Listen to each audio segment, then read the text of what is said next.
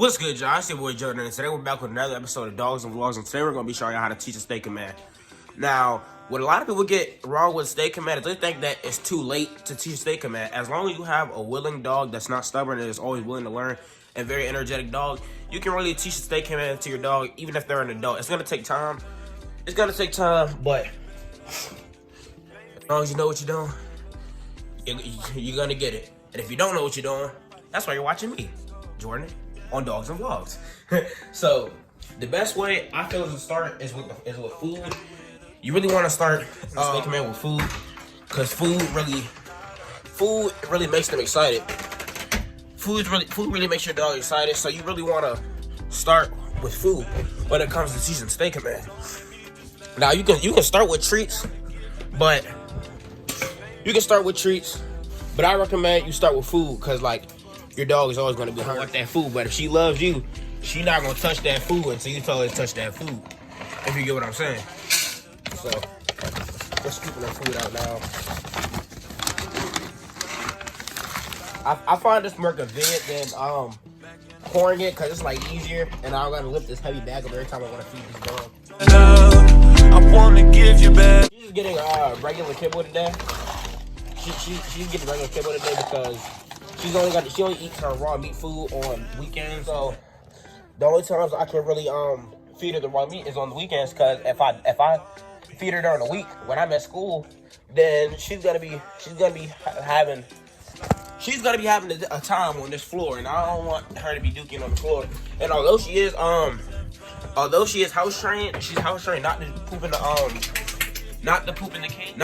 cage. If she gotta go, she gotta go. I'm gonna start preparing this food for her now. I give her 2 eggs along with her kibble. These eggs are protein for your dogs.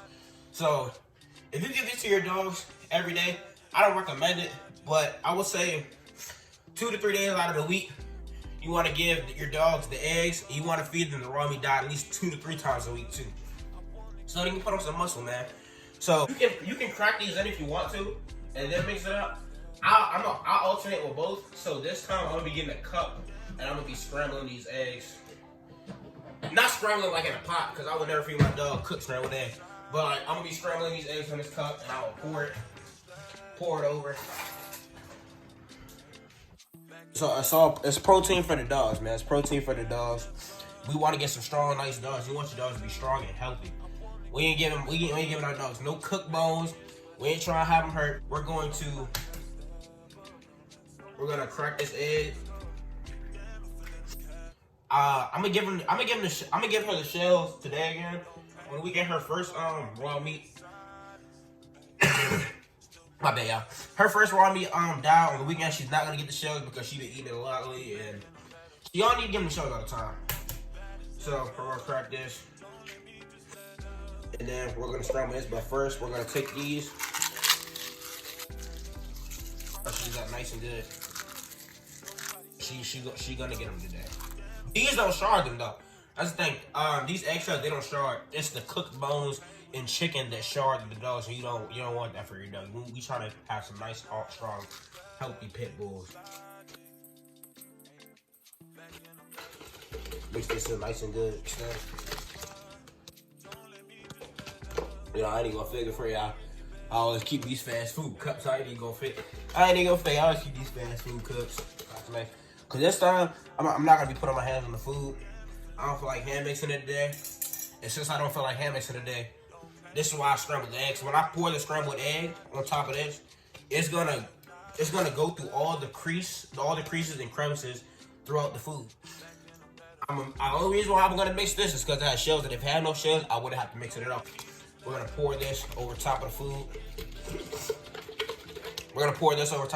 So that way it gets through all the cracks and crevices. Very good for your dog. Good for the coat. Shiny dog. It's also very good protein for them. Great for weight gain. Great for building muscles too. Make sure y'all like an hour, like 2 hours after they eat. Make sure you take them outside. You take them for a little exercise. Or let's say you don't have a super big house. You can stay in the house. Let's say they have a toy or like a rope. You want to get the rope, wear them out, let them have some fun. You want to get the exercise in.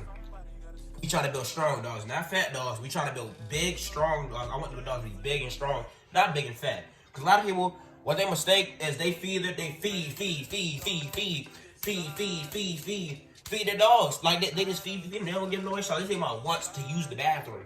Now, if you think about wants to use the bathroom, that's cool. It's not too bad. But if you're gonna think about these bathrooms, you gotta give them some type of exercise, whether it's playing with toys with them, whether it's playing tug of war with them, whether it's taking them out to play ball. You gotta get some exercise in for it, man. We try to build strong dogs. We're not trying to build fat dogs. So I'm gonna scramble this up one more time. We're gonna pour this over her food. We're gonna get this to her.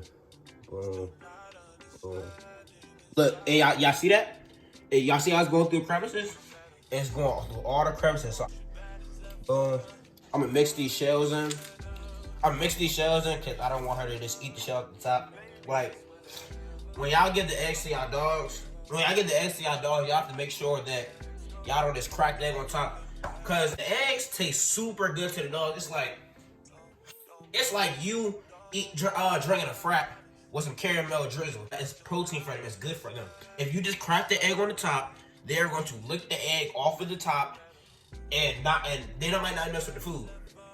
This is why you want to mix the egg all the way in, so they're gonna want to finish the bowl. I'm gonna throw a dab of water in this, boom, and now I'm gonna get all the excess egg off the side. Everything. We'll pour the rest of that. The goal of teaching the steak command is to show your dog that you're in control. This dog will not get this food until she listens to what I say. Down. Stay. Go eat. I have to adjust the times. And yeah, we're gonna let y'all watch her finish her bowl. Now let me show y'all something that y'all struggle with. Y'all struggle with not being in control of y'all dogs. Now, the average person, if they try to take this bowl right now, they might get bit. Now, I mess with her. I pet her. I do all of this while she is. She's not gonna mess with me. Cause I raised her to a certain point. She's not gonna mess with me. I can inch her, I can pinch her, I can mess with her climb, I can do all of this. And she's not gonna bite me. Now watch this. I'll take away what she likes. Sit down. And this time I'm showing her I'm in control. Here, eat. And now I'm gonna let her eat again. Y'all gotta make sure that y'all dogs are y'all in control. This is why pit bulls and American bullies have a very bad reputation of dogs.